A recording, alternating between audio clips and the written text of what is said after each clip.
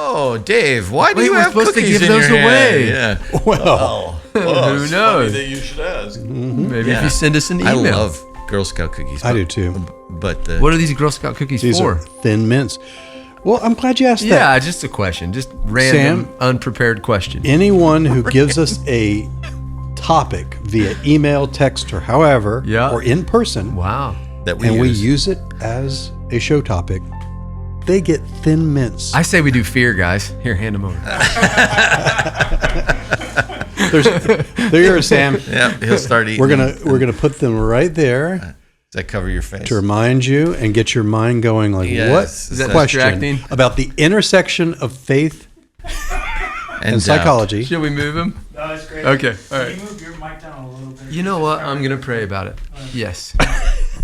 No, the whole thing. Let's pray again. There we go. Okay. I say yes. Like that? I say yes to that. More. More?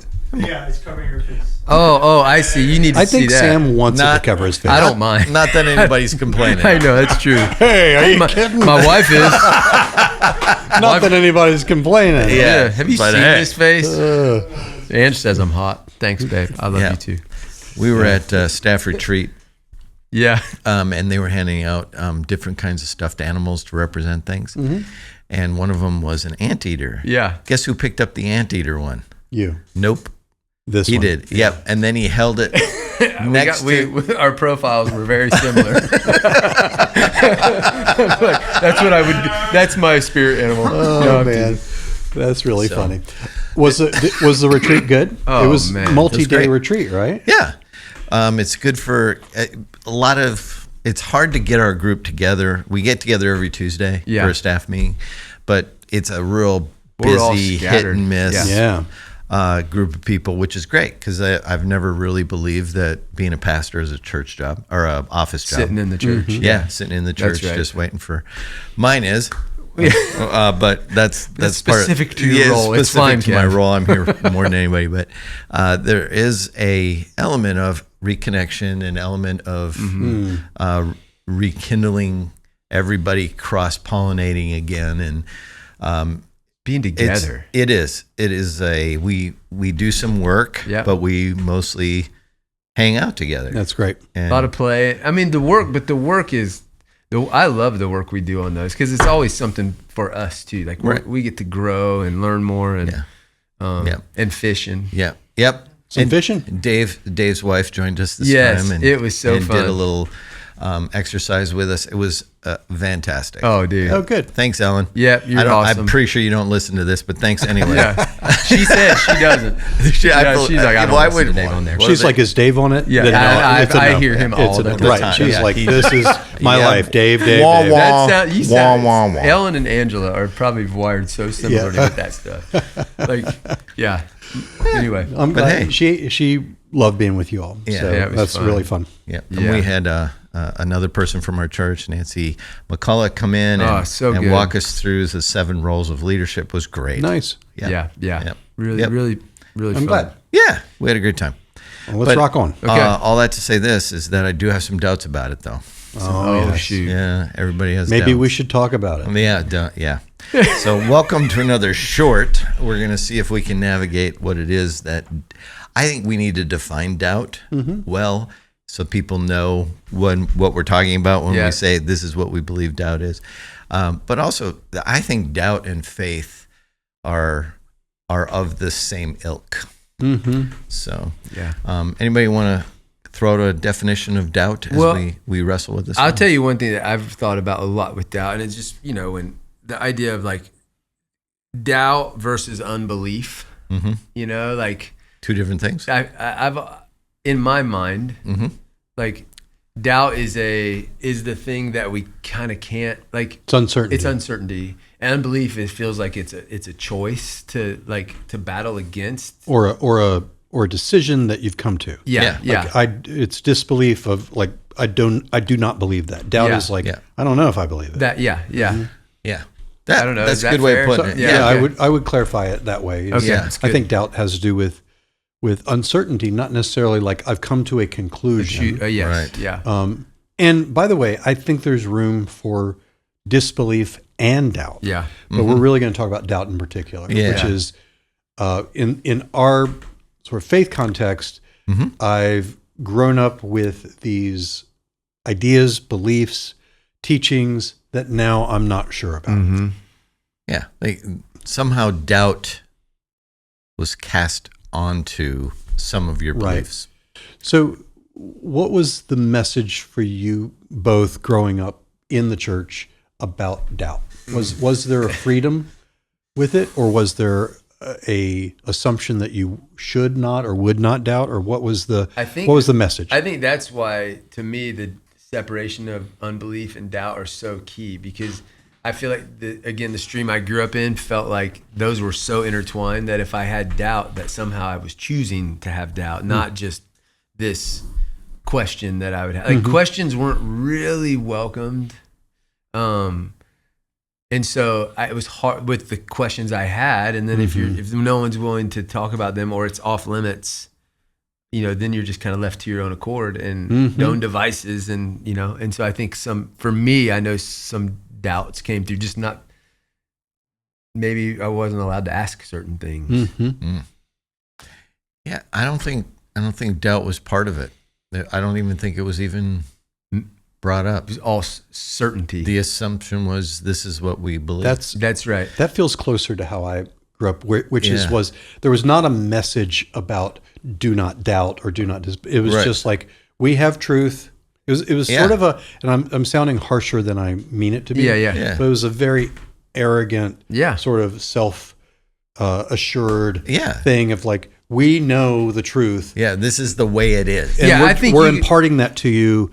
The end. Yeah, I think you guys are saying it better. I think I would say that would be how I experienced it. It wasn't this, don't ever ask a question. It just wasn't a welcome. It wasn't welcomed. Yeah, if that makes sense. Yeah. And I think a bridge from that to where I think we all are now is there was an era of my faith where I remember the conversations being, we need to welcome doubt and we need to be open to it for ourselves and for each other. But what was really interesting about that is that wasn't really true. Like it was, the message was but then when people would really push back on something, it was like, it's like you could feel the boy, this is too much. Or they're on the edge. Yeah, right. This is like, oh boy. They're teetering. Yeah, for sure. Absolutely. Yeah. I one of my biggest memories of that was I was part of this sort of life group that walked through life together, and we prayed for each other. And it wasn't a Bible study because we definitely grew up in the era where Christians couldn't get together in a small group unless it was a Bible study, right? Totally, yeah. But so we just had this life group. One of the things that we decided to do was read this Rob Bell book, and part of the Rob Bell book was a question about hell. Yep. And I kid you not. Was it Velvet Elvis? No, it was. Love Wins. Love Wins. And that one caused that big stir. And the people, a hemorrhage in the world. Right. It caused a hemorrhage in our group, like where it didn't immediately happen, but soon after that, the group disbanded because there were at least two couples that felt so uncomfortable with even the question being posed. Yes. Yeah. Oh, yeah. And that we would read a book where the question would be posed. Yeah. So I think that was sort of a middle era. Like it was, the first era was, we got it nailed.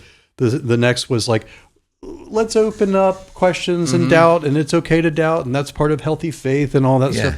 And but the underlying was, but don't doubt these things. Right. So, and now we're, I think, at a maybe different place. Yeah. Which the danger, of course, is being on this side is like, nothing's true, everything's open, there is no like knowable stuff. There's a tension point there, a balance point for sure. Yeah. Well, when I went to seminary, back in the 80s, I was struck like this is one of the best things for me that came out of seminary was because I went to a school that included all different denominations. Like there's people there that were Methodist, there were people there who were Presbyterian. I happened to be evangelical free. There were Baptists. There were, you name it. It was there. They were there. Yeah. And they all brought their traditions with them. Yep.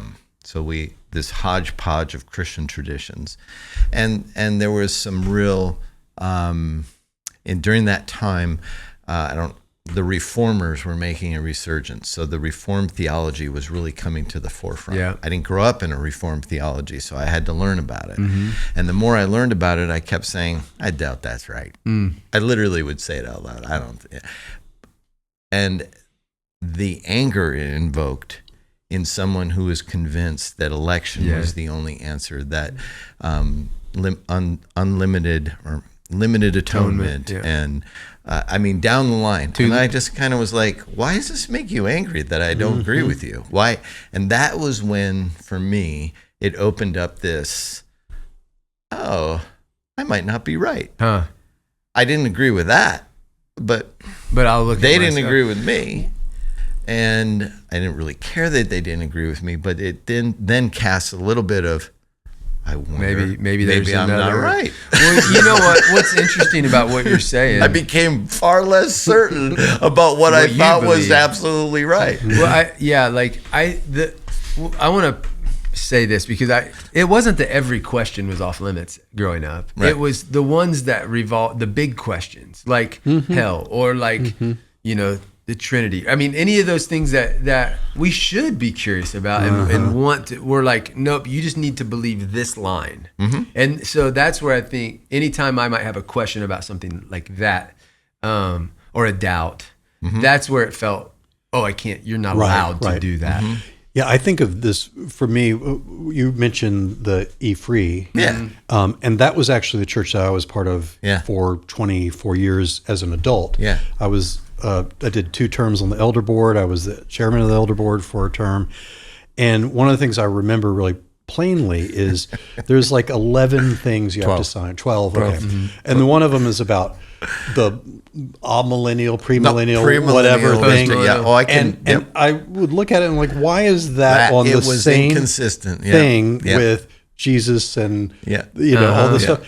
And I remember going, I think I'm kind of agnostic about it, about that, but can I, in good integrity and good faith, sign this thing saying that's what I believe? I'm like, I did, but only because I didn't care enough about that particular point. Right. But I know from our teaching pastor, our senior pastor, who was part of the national leadership of the Free, that people would just fight and scream at each other over that particular point. It was a big deal. Yeah, and I'm not dissing it's a great denomination, but boy, that's all that stuff's all mixed in there. Well, I always say, you can argue about premillennialism. Yeah, but I said it's panmillennialism. It'll all pan out in the end, right? That was my there response. You go. Hey, are you kidding? He'll be here all I don't week. have any doubts about it.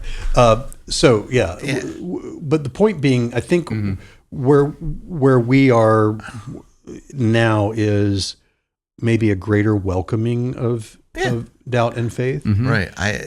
And so how did you get there? How did I get there? And how did you get there?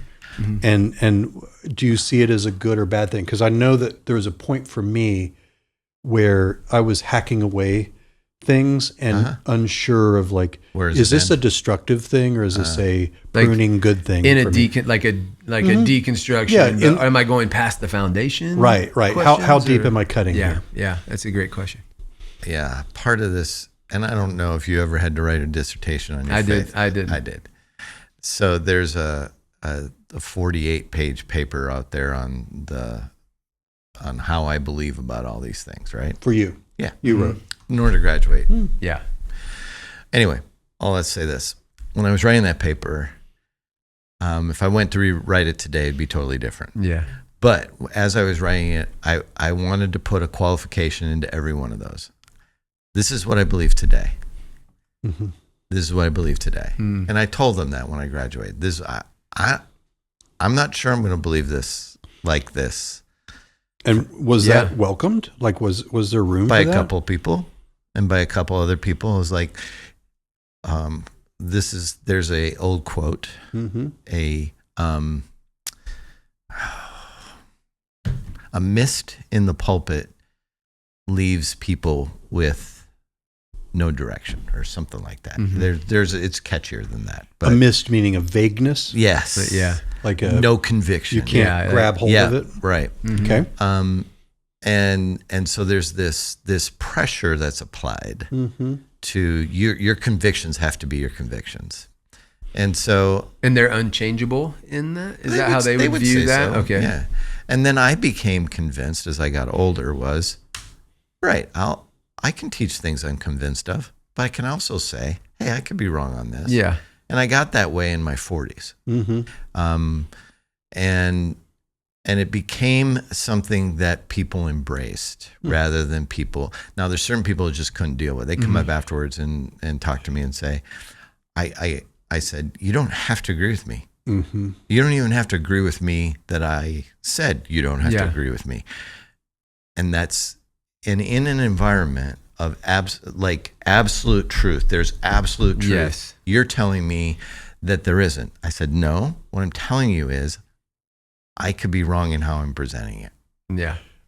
To interject, I remember one time after a sermon that Mike taught, and it was a Q&R question and response, and I think he said, I'll get the number wrong, but I'm 62% sure that this is true. And I love that because it's such a low number. It's like it's a little better than half. It's better than half. Yeah. But Better I'm to not guess. quite Yeah. sure. It was something like 62% or funny. something like that. Yeah. Because I think if once we step into absolutely, I am absolutely sure of this. There are things I think I'm absolutely sure of that other people just don't believe. Right. I believe that Jesus came to this earth. I believe that Jesus is God. I Yes. believe that he's still, I rose from the dead. I believe all those things with a 100% conviction and certainty within my being. Yeah. When he's come, I don't know. There's a lot I don't know. Yeah. But there are certain things that I'm convinced of that other people are not, and they would call themselves Jesus followers, Right. For sure. And that's fine. And In some cases, I'll speak for myself, much better at it than I am in terms of like living out things that are what it's supposed to be about. Yeah. Yeah. Yeah. Yeah.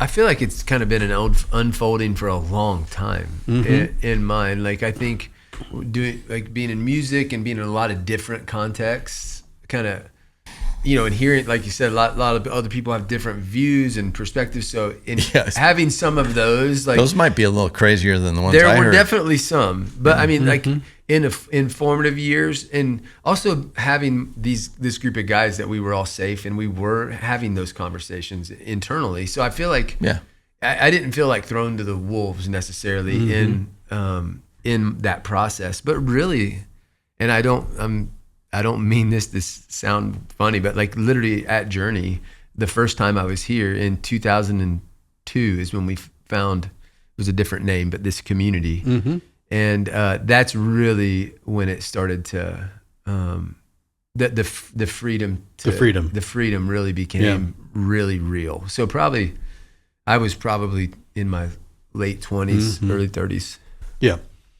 And I think for me, mine was a long process that had a lot to do with things unfolding in my own family. Sure. And things that I was hearing on an hourly basis from clients that were challenging a lot. Yeah. And so that's really good. I was like, how am I to be with this? Right. And so some of those are social issues. Some of them got deeper into even theological pieces. Yeah. And so what's interesting that just as a little bit of a side, I've heard people preach sermons about don't trust your experience. You go to the scripture, the word, you go to that's where you find truth, and that's where, and do not trust, do not base it on your experience. And that is so weirdly wrong because we all do it. Yeah, I mean, I have a we person do. who I count as a friend who thanks, Dave. but who I remember them preaching on divorce in this very sort of how do we want to say it? Cut and dry way. And then one of his kids got divorced. Then he changed. And the next sermon, boy, did it have a lot more flexibility. That's Right. so true. And Yeah. right. Our Life has a way. experience. Life has a way of Right. changing And so I things. think that's Yeah. part of it is that Yeah. I actually do. I think I can make an argument, and I've sort of built a sermon in my head around this. I think I can make an argument that is, to use the term, I'm not sure I love it, biblical, that I don't like that. God but- might have something that is true and bring about an experience that causes someone to see it and believe it differently. That God actually might allow that to evolve. Yeah. For sure. That's too short to Yeah. get into the mechanic, Right. the specifics Right. of that, but Yeah. Yeah, that's great. Yeah. but anyway, so I think I've allowed that. What I saw was when people had things in their own family or things in their life experience, and they stayed, like we were just all conditioned to be like, hold fast, don't abandon your faith, That's it. Yeah. stake in the ground, don't move from it, Yeah. anchor, right? But when people did that, all they did is become rigid and resentful and bitter, and Yeah. relationships Immovable, were yeah. worse, Yeah. and Everything. everything was worse. Yeah. Yeah. Right? It wasn't better. That's right. Right. So it didn't feel like a path toward health. Right. Yeah. Right. But can I make one more little Yes. Sure. three bullet point? This, and I actually came up with this on the fly. So this isn't wow. isn't Okay. like. But as we were talking, pulled my ideas together. I see 3 benefits of doubt Yeah. that all start with the letter H, like a good Baptist. All sermon. right. You nailed Here it. we go. 3.8. There it Here is. we go. The first is, and I can support this with good research, Okay. that when people doubt, they are emotionally and physically healthier. Oh, wow. People who doubt are healthier. Yeah. They're emotionally, they're less depressed, less anxious, less angry, less resentful. Yeah. And they are physically healthier. Their heart is better. Yeah. Their longevity is Is longer. that a stress thing? Yeah. Less, Yeah, you're okay, it less makes a trying lot to of sense. cram Totally, things yeah. into Right, a belief you like system. if you're trying, the pressure of just trying to hold it all together, Yeah. when life is pulling it apart, just makes you less emotionally and physically Totally. healthy. Totally. So that's number one, health.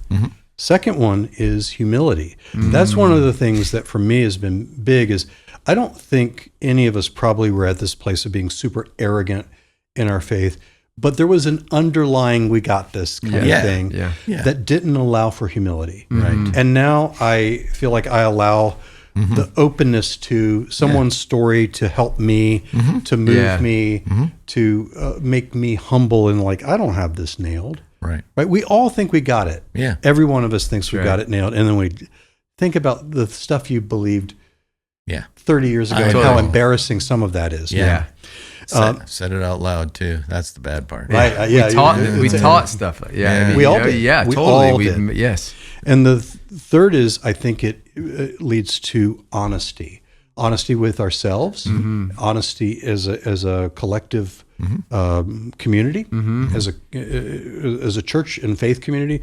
So I think health, humility, honesty are good. the. How's that? Does that I preach? love it. Yeah. That preaches. It That, preaches. Yeah, I like it. Let's go. That's and, good. And just as a sidelight, just so we can wrap it up here, but what I learned over the years about doubt was it can lead it's over the years led me to one of two things. One is it led me to a place where I don't believe that anymore. I'll give an example. In the Free Church, there was a side issue called women in ministry in leadership, and you didn't. When I got licensed in the Free Church, I didn't have to have a position on that. But the Free Church's position was that Became or was. it was not in stone, but it was. It wasn't one of the 12 things, but It wasn't, but it was there. Okay. That women couldn't be elders or pastors. Yeah. And I remember them quizzing me on it, and I said, I haven't landed yet, but I doubt that. Yeah. I doubt that position. That's what I said. Okay. Yeah. And so, which led me to, I got to figure out so it led me down a path of, I got to look into this. I got to figure this out because they're going to ask me at my ordination, what is your position? And I told them my position was, I believe women can be elders and pastors, but I will not push that in the Free Church. And they let me be ordained. Wow. All right. Okay. So it moved me to a place of decision. My doubt made me move that way. Yeah. My doubt also has solidified other beliefs that I was like, I have doubts about election. I have doubts about, and they're in the Bible, and they're all there. I have doubts about that. And then it led me to places where I go, okay, I can believe two competing things at the same time. Same time. Yeah. I can believe that human responsibility and choice is absolutely true. And I can believe that God's election is absolutely true. And I can leave the rest of that with God without doubt. And somehow he figures it out. Yeah, and that's fine with me. Yeah. So both of those, doubt led me places and made me curious. I love that. Yeah. Yeah. And also that is ultimately what got me deordained from the Free Church. Aha! Your curiosity. So Don't be curious. That's Oh, that's the conclusion. y'all have a good day. See ya.